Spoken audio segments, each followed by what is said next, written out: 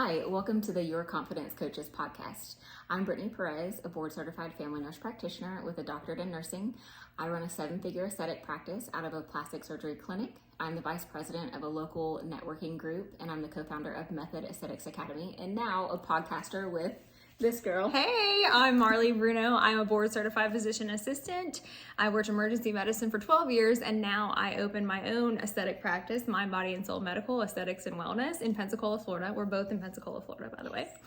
I also am a co-founder of Method Aesthetics Academy, and I am a certified master life coach with a focus in mindset coaching and business coaching. Yes, the best. The best. She said I'm the best. We're both the best at what we do. We're pretty good. Yes. So we are your female authority on aesthetics, mindset coaching, and self-care. Yes. Yeah. So, Marley, do you have any certain habits that you use to protect your mental health? Absolutely. So we work every day. We do. Brittany and I at 2 different practices, and then sometimes together with Method. And so we really feel it's very important to have systems in place to chill us out, because we like working a lot. So for me, I love doing yoga. It's like a daily habit for me, and I have to do it. I don't feel good if I don't do it. I also love dancing, and I think it's really important to drop into your body and do body movement things, especially as a female. I think it's really important to do body movement things to relax your system and get into your parasympathetic nervous system. I think that's very important. I also love to sing. And I also now love to leisurely read books after how many years in school have I had? Too many. Too many years in school reading all textbooks. And so finally, 4 years ago, I just picked up reading leisurely again, because I literally didn't want to do it for 5.5 years, but now I absolutely love it and it chills me out. I love that. Yeah. So Britt, what does self-care mean to you? So, for me, it's taking a proactive role in your mental and physical health. So I think so often we as mothers are always taking care of everyone else first. Your kids, your husband, you have your job, so your patients. Mm-hmm. And so we have to make sure that we're still making ourselves a priority. Absolutely. Yeah. So, for me, it's, I love to travel. A lot of my patients are like, you're gone all the time now. But I do it because I have to have balance. I've had to find that balance, because I will work 7 days a week, 24 hours a day, and I get burnt out. And so my goal in doing these things and taking care of myself is so that I can give my best to everyone. If I don't take care of myself first, I can't give my best to you. I can't give my best to my son, to my husband, to my patients if I am totally burnt out. Okay, but that is so important though. Say that again, right? If we don't take care of ourselves, then everyone else suffers. And so we're supposed to be the nurturers of the household. We're supposed to keep it together. That's our job. And then if we don't take breaks, then we are not able to do that, because we get cranky. We get angry. We yell and act crazy and all these things. And that's why all these women come into my practice wanting hormone replacement, because they're not. And that's usually honestly the thing. The cortisol levels are high. The stress hormone, cortisol is a stress hormone. Those levels really get amped up, and then you're not relaxing. You know, and there's no counterbalance to this high productivity, high stress lifestyle. Otherwise, travel is such a good one. I'm so glad you mentioned that, because I agree. It's so the patients will be like, "Oh, you're gone again." It's usually it's a conference or something that I'm still learning at some point. Yeah, it's all for you that I'm doing this.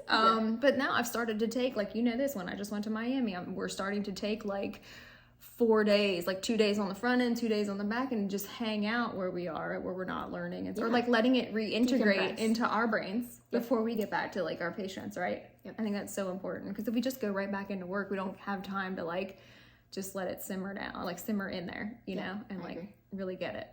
Yeah. So, for you, since you do mind coaching and life coaching, if you have a patient that's coming in and they're just highly stressed all the time, of course, you're going to run hormone panels and you're going to do other things. For sure. I know you go right to coaching too. It's just in your nature. You do that with all of us. A person on the street. Yeah. Yeah. And so what is your thought process through that? While I'm coaching somebody? Yeah. So it's really important to me to be this super safe vessel to hold information that a person gives me. Like, I think that, like, when we go through medicine and we learn this in school, it's very important to create a safe space for the patient to tell you everything that's wrong, and they have to build trust. Like, it's an immediate, like in emergency medicine, it's an immediate thing. They have to trust you. Like, your life is in their hands, right? And so it's not so emergent nowadays, but it's the same thing. Like, we stick needles in people's faces for a living also. And we all also love it. Yeah, and they love it and they end up loving the results. But like, there is that, like, everyone's afraid to come in and, you know, we can be the best, and we are the best, okay?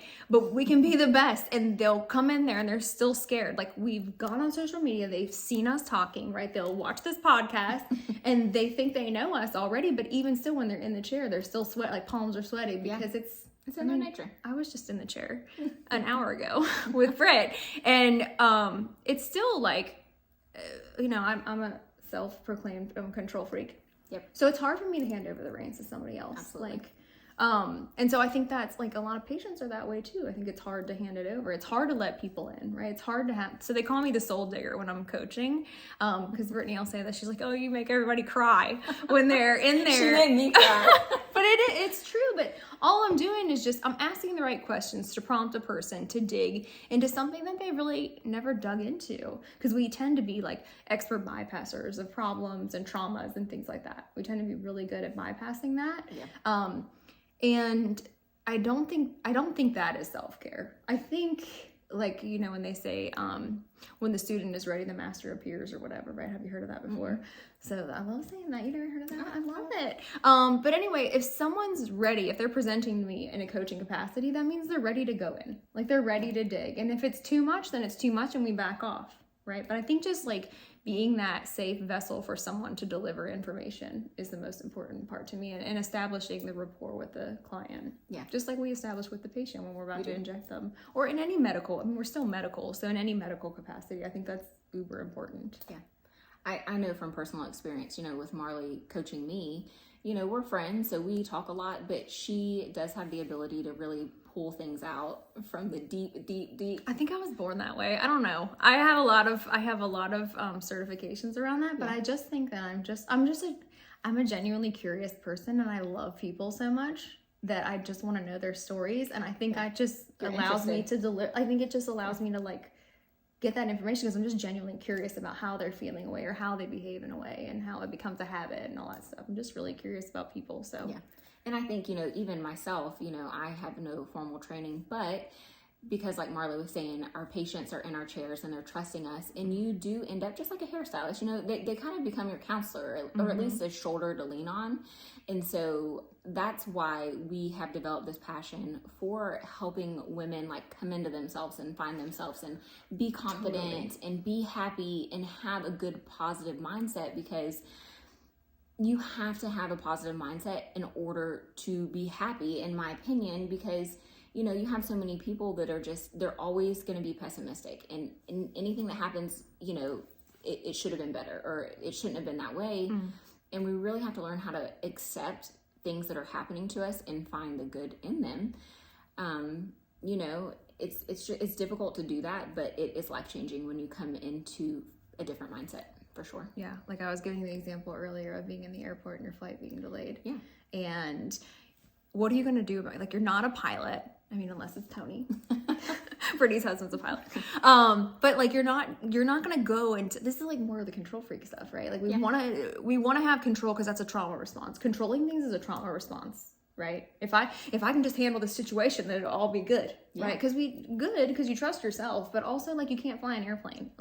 So what can I do with that time? I can sit and I can be pissed off and I can stew about it and I can get so angry about it and be like, oh my gosh, I'm going to miss this and that and whatever. Or I can say, damn, something might have been really for real wrong with that airplane, and probably I didn't want to be on best that I don't get on that airplane, you know? And then okay, so I've tried to look at, because, you know, I have a history of being an impatient person, but that has changed because I've worked a lot on that. But in those scenarios, I can say, okay, what can I do with this time then that I have? So I have an extra hour and 30 minutes at the airport. So what am I going to do with this time? Yeah. Right. And if my kids are with me, I'm like, all right, then this is one-on-one time with me and my kids. Quality time. That's it. Mm-hmm. Right. We can use that time to do whatever. It's like, now I look at it as like a gift that was given, because I don't get much downtime, you know, like Like I really have to You take have to it. pencil it in. Yeah. So if it's like, all right, here's, the universe is giving me some downtime here, then I'm going to use it. Right. But I have to view it that way. That's my choice. Yep. Right. And I've learned to choose that a ton most of the time now, I think. Yeah. Yeah. You talk about, feeling the need to be in control, and I certainly have that trauma response, absolutely, in all parts of my life, but even in my relationship with my husband, it's so interesting to me now that I've it sounds a little cliche, but I've tried to find like a little bit more of my feminine energy, because we tend to be so masculine. Yep. We're workaholics, like we're in our job, like we're the leaders. And so in my home life, you have your husband that wants to be, the leader. And then you have the female that also wants to be the leader. And you're like, so we talk about, like, we literally talk about this every day. Yeah. And so for me, it's been so interesting to like let go of the reins a little bit. It's been hard, but even little things, like I've told Marley, we would go to dinner for years and I would order for my husband. I would be like, he wants this steak medium. And, they would set the check down on the table at the end and I would take it. And I would pay for it. And that's just one example. Like this was just chronic in our relationship. And so that's been one of the things that has helped me in our relationship is trying to let go of control a little bit. It's been interesting for me, but it's been life-changing too. Let me ask you, what advice would you give a woman who feels like she is just not good at self-care? That's really difficult. Yeah.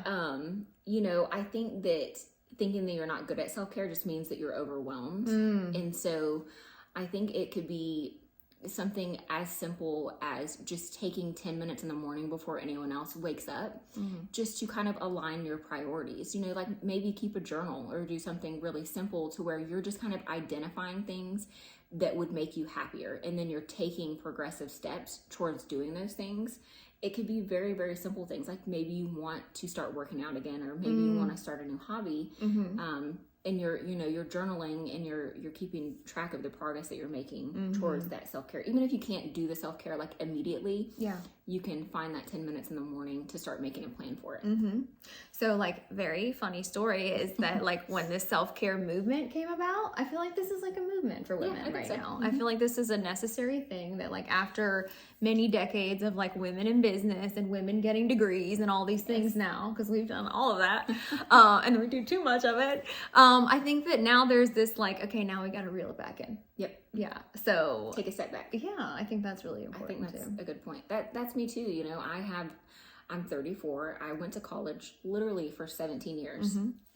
And I didn't know anything else other than go, go, go, go. And now, I got to the point where I was almost that burnt out, but I identified it and I was able to take a few steps back to protect my mental health. And so that's where this podcast came from, is we want to be able to help other women, find themselves, find their confidence, have a healthy mindset. Yeah. How would you link self-care to confidence? I think it's directly related. Completely. Yeah. Yeah. Like there's not a separation. There's not. I agree. Because if you aren't taking time for yourself, then you don't really know who you are anyway, And so heart that's a big one. It's true. It's a big one. It's true. It's huge. And so you can't really have confidence in yourself if you don't even know who you are. Like, can you look in the mirror right now and say, this is who I am. This is who I want to be. Like, can you identify that? Can I? Well, our viewers, but a lot of people, you can't find your confidence unless you even know what you're looking for. Oh yeah. So I remember a period in my life where I was like super overworked. I was seeing like 62 patients, like literally one day I saw 62 patients in the ER or urgent care. And then the next day I saw 63, and it was an urgent care linked to an ER because I covered the ER too. And so they would just send like belly pains and all these things that don't, like chest pain and all these things that don't belong in the urgent care, but it was attached to the ER. So, but I was so burned out, and I literally remember going home and telling my now husband, I don't remember who I am. Like this has taken a hold of me, and this is my life now, and I have no idea how this happened. Yeah. And so the way that I explain this to a lot of my female patients is you feel like you're just like, you got thrown into like the washing machine and you're just in there just tumbling around and you can't grasp on anything. Yep. So you have to pause. And you have to take time for yourself. And you have to do these like reflections and these little meditations and the journal activities and things like that to get back to who am I and what do I like? Yep. So Yeah. you make time for yourself, or your body is going to force you into that. So we either take a few steps back, or we will get physically ill, you know, or we'll get depressed, we'll get mentally ill. So we have to take steps. So true. Yep. And we cannot wait to help you through that. Yes, so excited. Well, thank you for joining us tonight. Again, this is Your Confidence Coaches podcast. Brittany Perez. Marley Bruno. And we will talk to you again soon. All right.